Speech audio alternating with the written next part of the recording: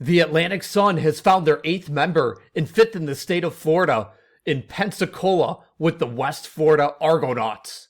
And with UWF moving up to Division I, their football team will become the 8th football playing member of the United Athletic Conference, where UWF will reunite with old Gulf South Conference mates in West Georgia, North Alabama, and Central Arkansas. In joining the ASUN as a full member and the UAC for football only, West Florida will become part of the consortium between the ASUN and UAC.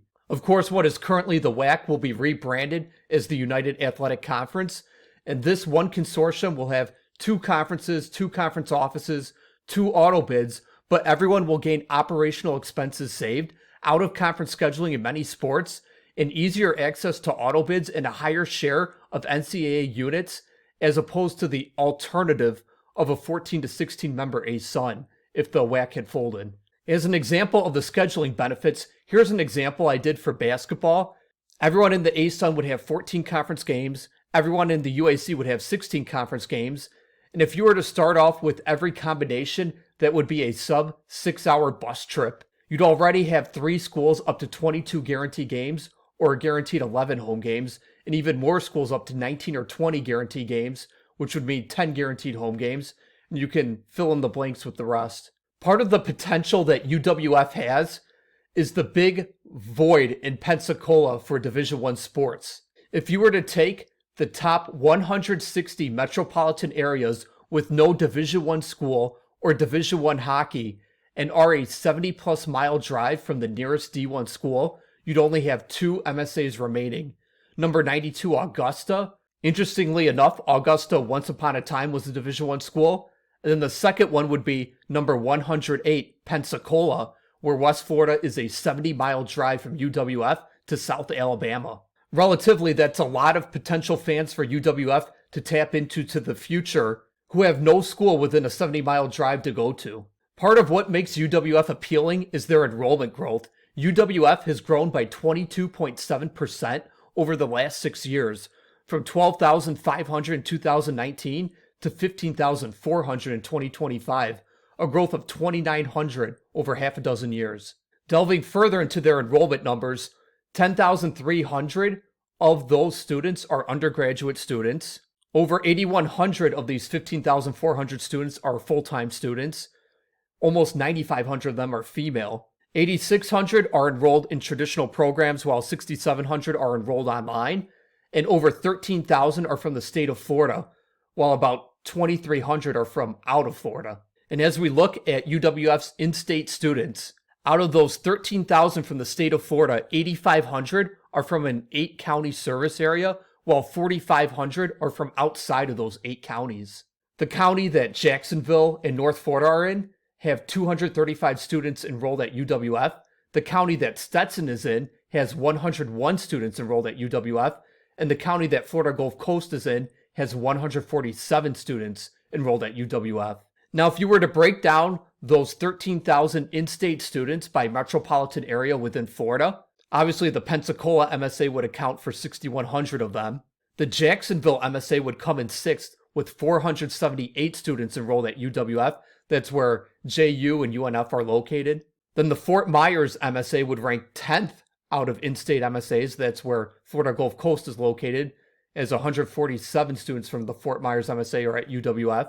And then shortly behind them is the Daytona Beach MSA, where Stetson is located with 133 students enrolled at UWF. Switching gears to out-of-state students, the number 1 out-of-state importer of students to UWF would be Alabama with 462, and then the number 2 state would be Georgia with 153, Texas would be 3rd with 131, and North Carolina 4th with 110. The state of Tennessee would be 8th with 61. So both the ASUN as well as UAC football will hit a lot of those important target recruitment states for UWF. The only information I could find on UWF alumni is there's over 105,000 UWF alumni, with 62,000 living in Florida and nearly 40,000 living in Northwest Florida. West Florida just broke ground on a new football stadium, Darrell Gooden Stadium, which will open in 2027.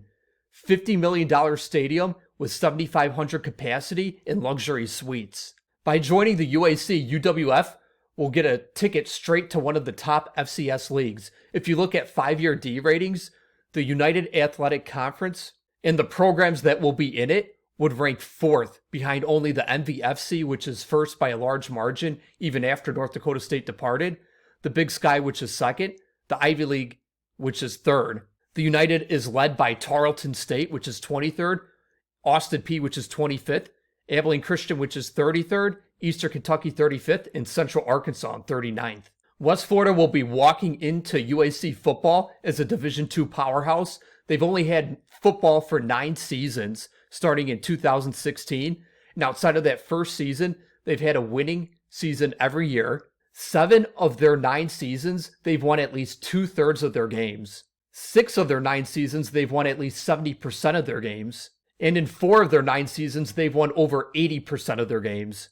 Of course, in only their second season, 2017, UWF went all the way to the national championship game. In the second round, they took out old Gulf South rival and future UAC rival West Georgia, then eliminated Kurt Signetti's old school IUP in the semifinals before bowing out in the title game to Texas A&M Commerce, who is now East Texas A&M and a member of the Southland. In only their 4th season, West Florida would win the national championship in 2019, defeating Minnesota State in the title game 48-40. And in 2022, West Florida made another deep playoff run, advancing all the way to the semifinals before bowing out to eventual national champion Ferris State. Looking at football budgets, and as of 2 years ago, West Florida's football budget would have been virtually even with West Georgia's. Now, of course, West Georgia's budget is obviously increasing as they transition into Division I, and the same will be for UWF as well. Regarding athletic budgets, North Florida and Florida Gulf Coast numbers are from the Knight Commission 2 years ago, and then Queens, Bellarmine, Lipscomb, Jacksonville, Stetson, UWF from the Department of Education EADA 2 years ago as well. The total athletic budget is on the top, and then you have 2 numbers in colored bars. The top colored bar would be how much of their athletic budget is devoted to athletic student aid money, and then the bottom color bar is how much of their athletic budget is left over after you isolate that student aid money. And West Florida's athletic budget 2 years ago would have been right above $14 million. After you take away that student aid money, it would be about $11 million, which would have been slightly ahead of Bellarmine and not that far back of North Florida.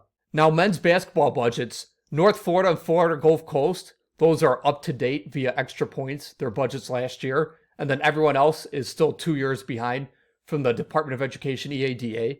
Goes without saying that West Florida would have to at least double their men's basketball budget. West Florida would join the Gulf South Conference in 1994, and future UAC football conference mate Central Arkansas was also conference mates with West Florida for a dozen years until 2006. UWF will also be rekindling an old rivalry with North Alabama, who departed the Gulf South in 2018. The Argos will revive a third old Gulf South rivalry with West Georgia, who departed the Gulf South in 2024, 2 years before the Argos will rejoin them.